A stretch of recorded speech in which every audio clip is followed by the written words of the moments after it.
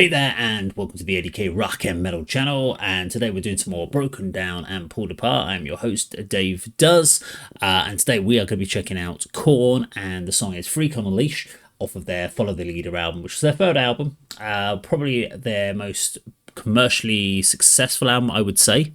That's a guess. I don't know physically, but it's the album that probably brought them to the most mainstream success with the single Got the Life. Obviously, most people will know Korn as well for their main hit Blind, which was kind of a sleeper hit off their debut album. And of course, Good God and Faggot and a few of the other ones that they have on there, on things like on the second album Life is Peachy and A.D.K, etc. So this is a band that's very known for their successful videos and of course their singles. But yeah, Follow the Leader came out in 1998, and at this point this was their biggest point of mainstream success before we had the kind of turning point of new metal kind of starting to turn the opposite direction. But this is where new metal was at its absolute peak. We're going to be doing, as I said, Freak on a Leash is what I said we should be doing. So the way we work this one out is I literally play the video, stop it after key points, and discuss those sections. So without further ado, this is Korn's Freak on a Leash.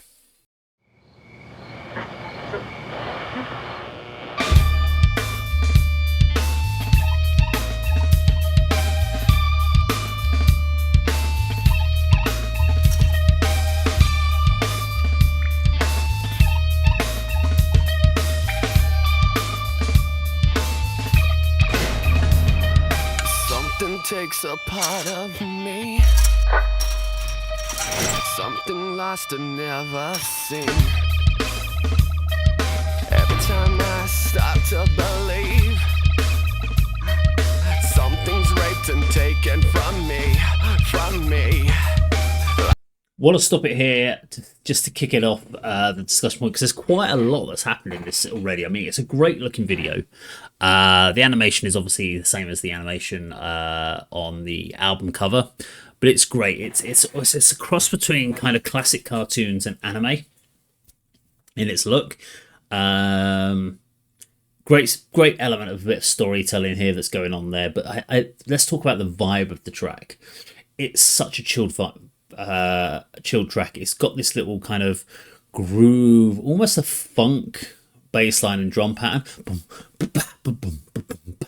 It's just a complete vibe along, and every time you think it's about to kick into something different, it just kind of just nicely just segues into the next section. So when it's just basically the guitar tone and the vocals, and then the drums just kick back in again, this is a really good, soulful, bluesy groove to it, which does sometimes you kind of go, this doesn't feel what new metal was doing. This is why they were the figureheads of new metal, because they were doing things that within new metal that others hadn't really considered. I mean, yeah, they've got like the drum and bass, the R&B, I should say, beats that they were trying to use in here as well. But people like Limp Bizkit went off and they did it more of the classic sense. Korn were very much figureheads in this point. This is where they were really leading the way. So let's keep going. It's gotta always be messing with me. Can't it chill and let me be free? Can't I take away all this pain? I try to every night, all in vain.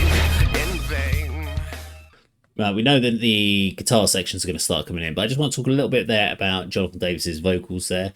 So again, he's there was a little bit of parody that used to come across after this point of time with him about everyone kind of started doing these parodies of new metal being about daddy issues and complaining and whining, but it absolutely works for this track. It fits the music perfectly.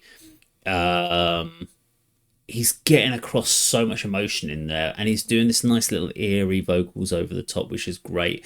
I think live, isn't it Head that did those live, I think. Again, I quite like that, because they could have easily just done that as a backing track. So I like the fact that they try to replicate as much as they could off the albums live themselves without having to rely too much on backing tracks and stuff like that. Whereas nowadays, that would easily just be done by a backing track, wouldn't it? Sometimes I cannot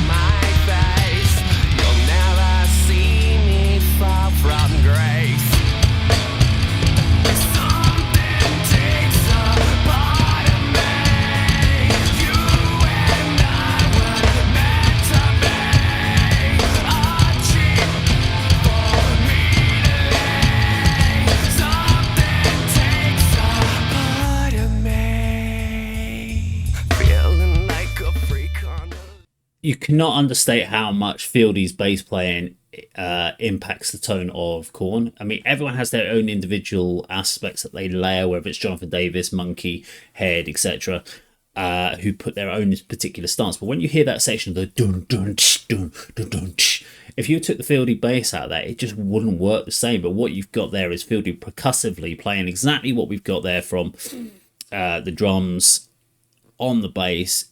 He's got this really interesting bass tone that all loads of high, he's all up on the high end, scooping out that low end. It sounds great. It's so distinctive of the Korn sound. And I also love the pre-chorus because it's almost just an abstract jam, like the percussive elements of what the drums are doing in there are just phenomenal, and it just greatly builds up to that chorus, so that when it drops on that chorus and goes dun dun dun dun dun, you straight away want a headbang because you've had this little chaotic off-tempo abstractness of the pre-chorus building up to it, that it's chalk and cheese, those two sections. It's brilliant. Right, back into the verses. Feeling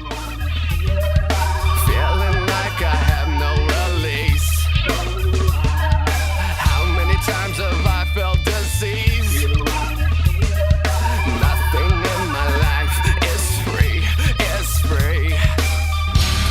Sometimes I cannot take this place. Sometimes it's my life I can taste. Sometimes I cannot feel my face. You'll never see me fall from grace.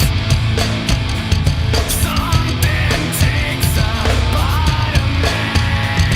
You and I were meant to be. A cheap for me to lay. Something takes a part of me.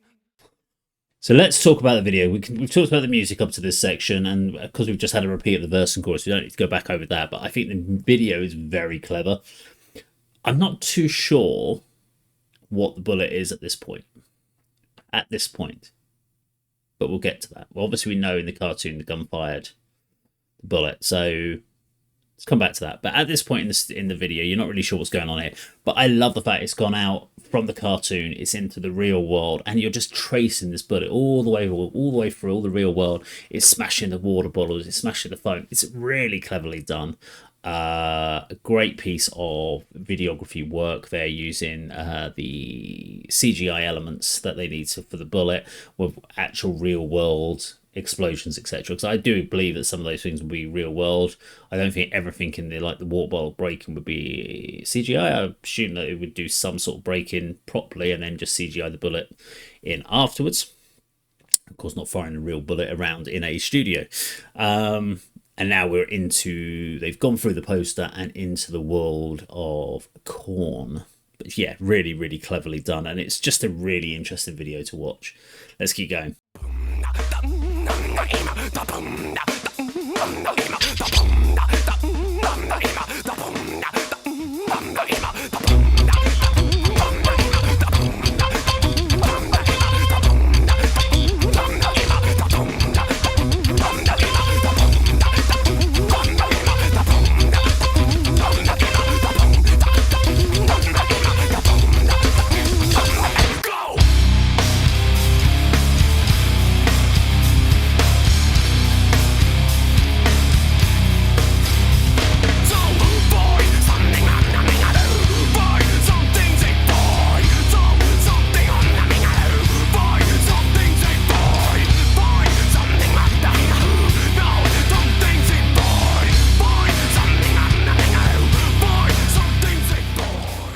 Okay, good time to stop before we get to the ending of the video there, but absolutely amazing breakdown. One of my favourite breakdowns by Korn in there. So we get that whole kind of scatting that Jonathan Davis does there. Great use of the CGI to follow the bullet around the room. Absolutely beautiful.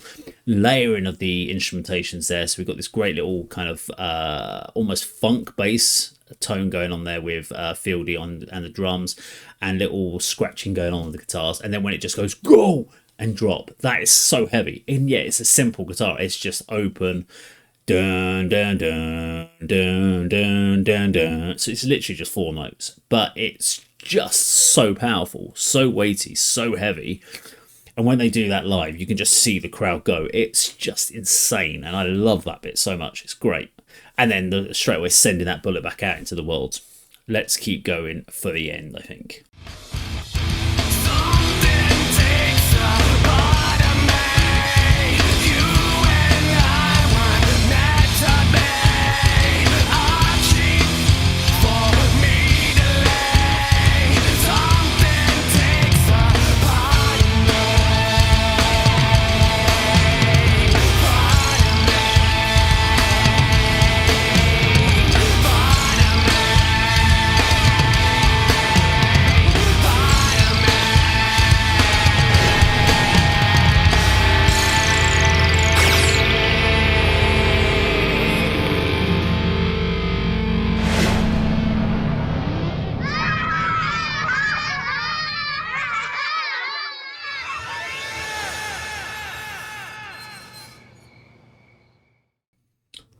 There we go, a Freak on a Leash, Korn. Well, great outro of the song. So sending that bullet back into the cartoon world, and the girl obviously grabs it and sends it back, showing she's in control, which I love.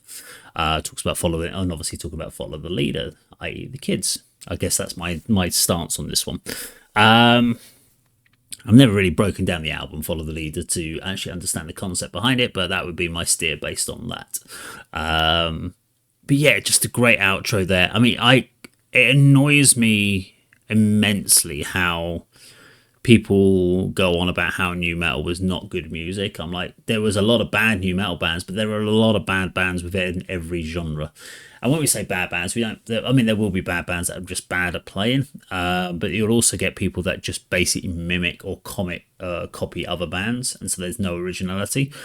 But when you go back to the forebearers of these bands and these genres, and you listen to what was the originators, so like death metal, there are 1,000,001 death metal bands. When you go back and listen to bands like Obituary and Death itself, you can't fault these bands. These were the guys that spearheaded, and it's exactly the same with Korn.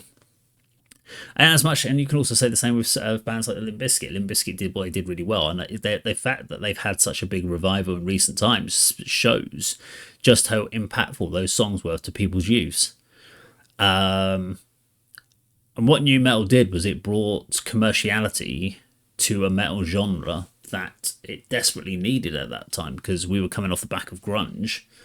And grunge was very sorrowful, but what we got here was we got anger brought back in, but with a great accessible groove. We didn't need it to be back to thrash and death metal. And probably the antithesis of this would have been where metalcore was going off at the same time. So that was the people that were kind of going, we want our hardcore, we want our metal, and we want those heavy grooves, but we don't want the cheesiness. We want to bring the aggression in it. And then that's obviously transition with the death metal bands getting into it, and then deathcore coming out, etc. like that. But this is an absolutely phenomenal album, and it's a phenomenal track. Yeah, they lost their way in some of the albums that followed. Issues, Untouchables, good albums, and then obviously when we had the band kind of split in different directions. But in recent times, they've definitely come back to the forefront, and they are now what I would definitely class as a legacy band, if you like. They are really the band that you want to see on a big festival bill, because you know these songs. Will they do a big Family Values and have Korn and Limp Bizkit back on? I mean, I think if they did it, it would be huge, because people still love that. The generation that grew up on it in their 20s are now all in their 40s, and actually they're the ones that can afford to go to concerts nowadays. So maybe they would. I don't know. Let us know what you think. Korn and Freak on a Leash. Let me know in the comments down below. Thank you very much for watching. I'll see you in another video sometime very soon. Take care.